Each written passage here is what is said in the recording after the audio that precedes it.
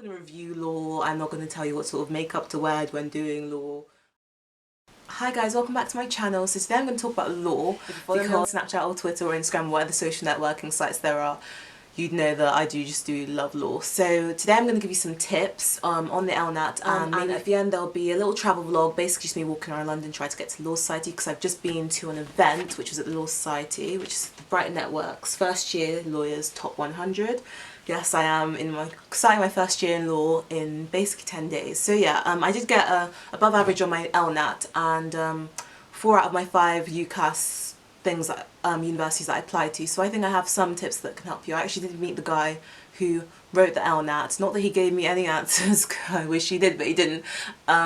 He just gave me a few tips, so I thought I'd share them with you because not everyone gets that opportunity. So yeah, let's just get started. Okay, so the dreaded El-Nat. I'm going to assume you guys have some background knowledge about this, because if not, you wouldn't be coming to look for extra tips and help about the El-Nat. So yes, it's a critical thinking test.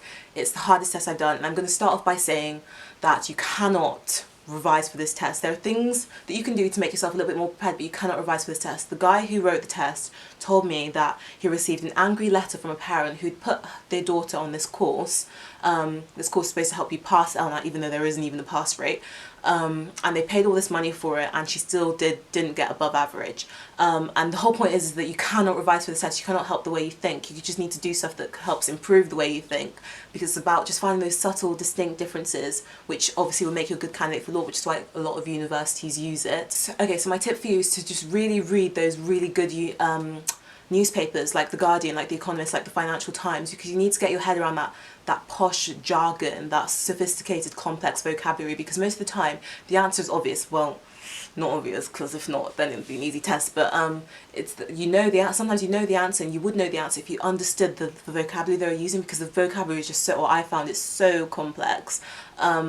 So if I read more of those articles, I feel like I could understand it more. But so read really complex, just read a lot, because reading helps you see things from a different perspective. You pick up more things, you learn more vocabulary that might even come up in the exam. And my next tip is to don't rush it. I know some teachers, your teachers probably told you that you need to get as much done in the paper, which try, but quality is definitely better than quantity. You can go through this paper and not get any answers, because it's not like a normal exam. So just really read through and try, because I didn't finish the paper and I got above average.